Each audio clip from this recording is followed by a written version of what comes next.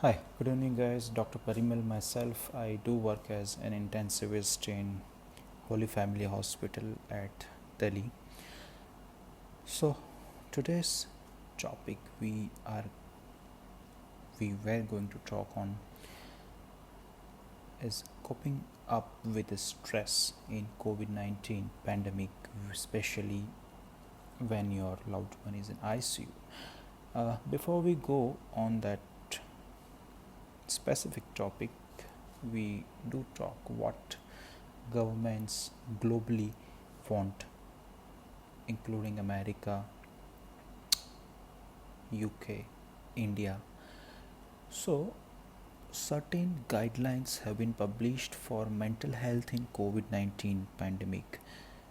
Well, if I talk from Center for Disease Control and Ministry of Health and Family Welfare India, NIH, UK, they have highlighted certain points to be stressed upon.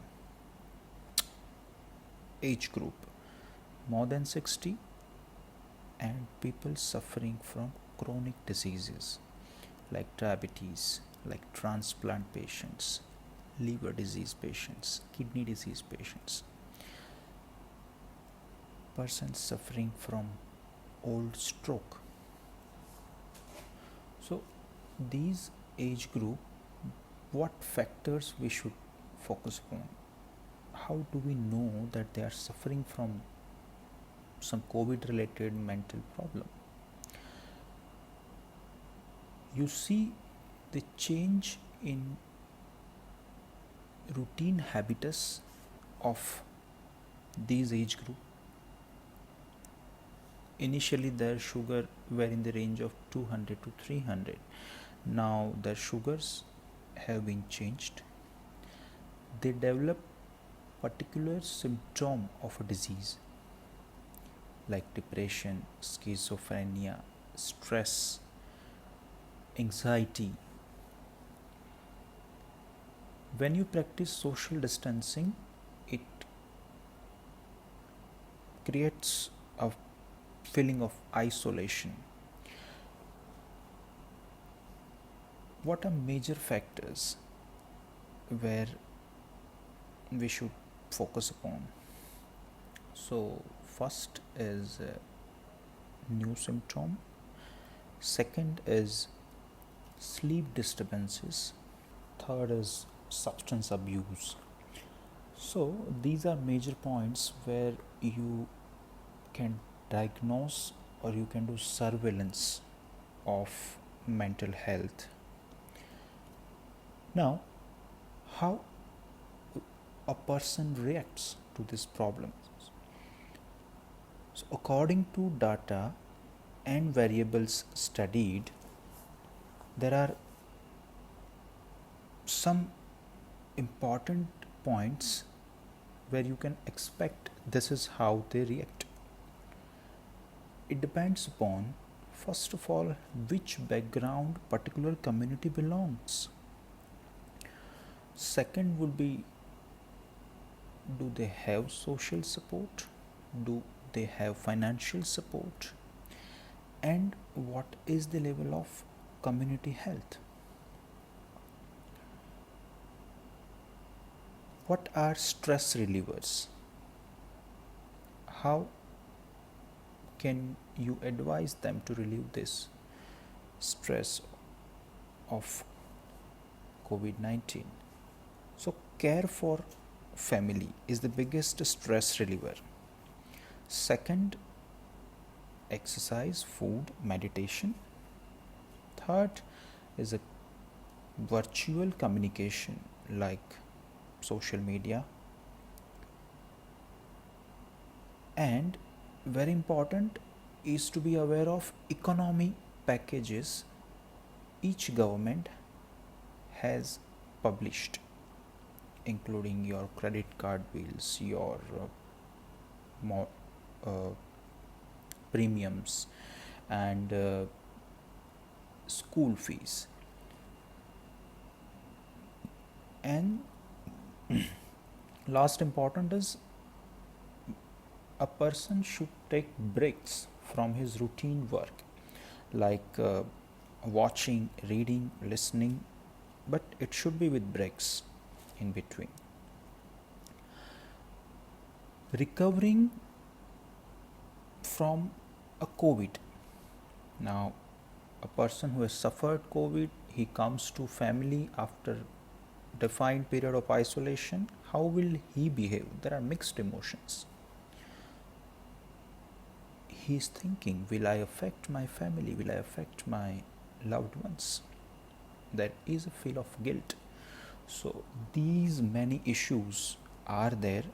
I cannot talk in such a short time on each topic, but I have been given by Priti a topic on ICU attendance stress. So I would speak for next 7 to 8 minutes on that.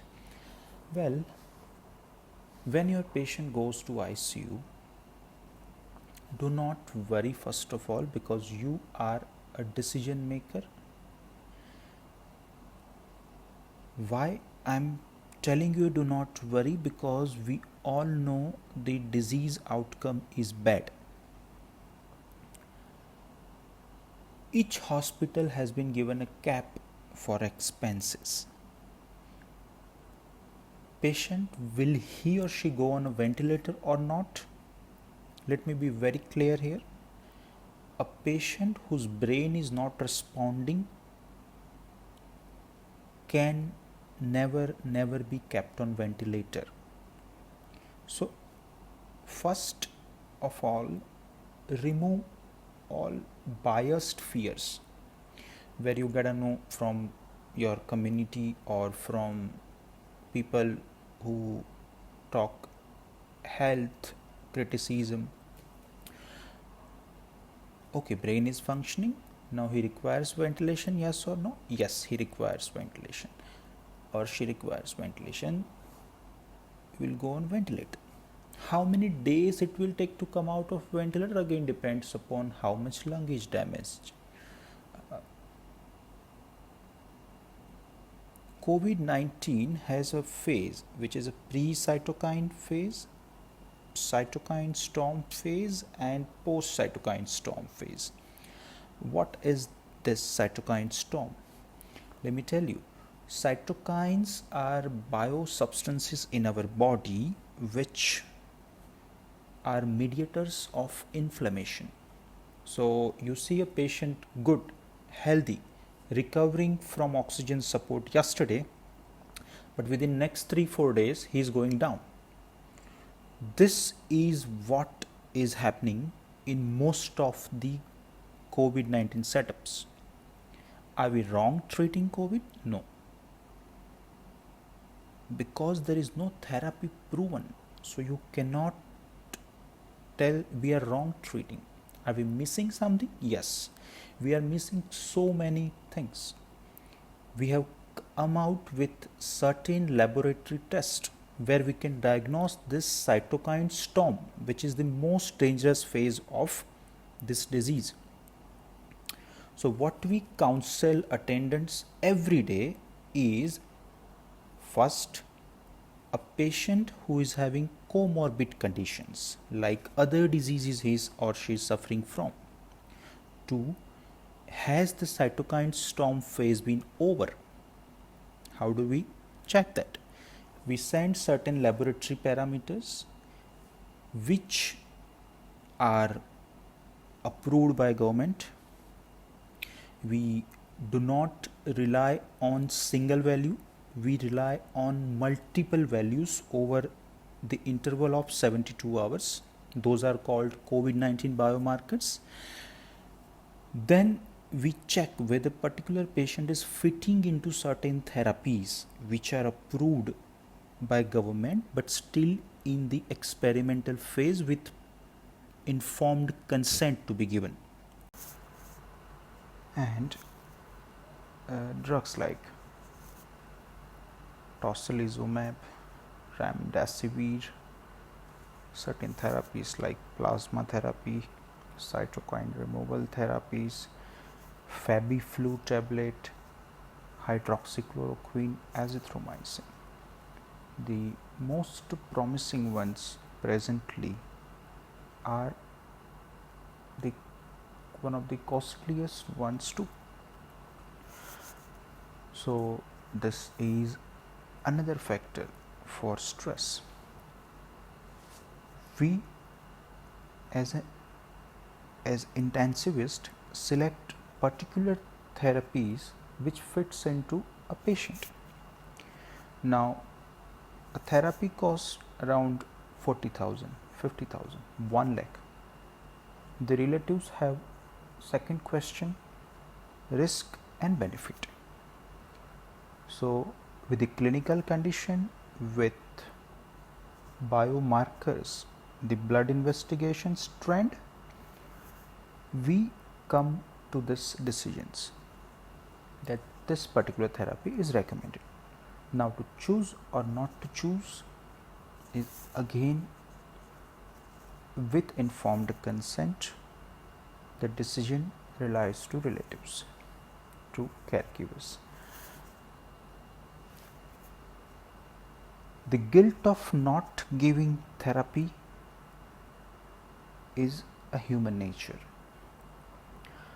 So if you trust Indian doctors, if you trust American doctors, UK doctors, we all have one thing in common, that before looking at patient's financial condition, we go clinically whether the therapy is needed or not. That decision is unbiased. The economy part only comes when we discuss with attendants about the cost of particular therapy. We need to know one thing, even after receiving therapy, we have seen mortality, which is quite less but is still there. So there isn't yet in COVID-19 something which is curative. Everything, each medicine in research, in pipeline, is to lessen or to hold the progress, is something which we can say prevents patient from going to ventilator, going to severe critical condition like low blood pressure or heavy cytokine storm, what I explained previously. Now comes the last point. In such a short talk, I can cover it like this. At the time of discharge, government has made particular guideline in a mild to moderate case where a patient requires very low support of oxygen. To be very particular, less than 5 liters per minute.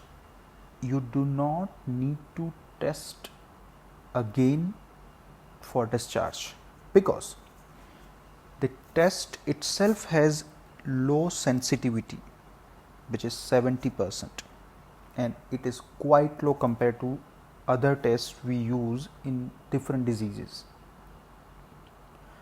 which is global, and it's the only reliable test, the most reliable and the only test we can say. Other tests like antibody, IgG, IgM are only for surveillance. So coming to point, in mild to moderate cases, like less severe cases, we do not need to repeat test before discharge, provided patient did not have fever for last 10 days and the surveillance officer checks the home condition before discharge. When patient reaches home, the concerned hospital calls you for updates. You have been given a helpline number, so Do not worry, because worrying never helps. If you do not worry, you can think positive and you can come with new thoughts, new ideas to manage this disease. We all are working very nearer to this COVID patients. I, as an intensivist, say it's my duty, and many doctors are having even their joint family. They do practice certain isolation quarantine practices, and I wish you all that we all are together and we will fight this the way we have fought swine flu, Ebola, MERS and SARS. Have a good night, guys.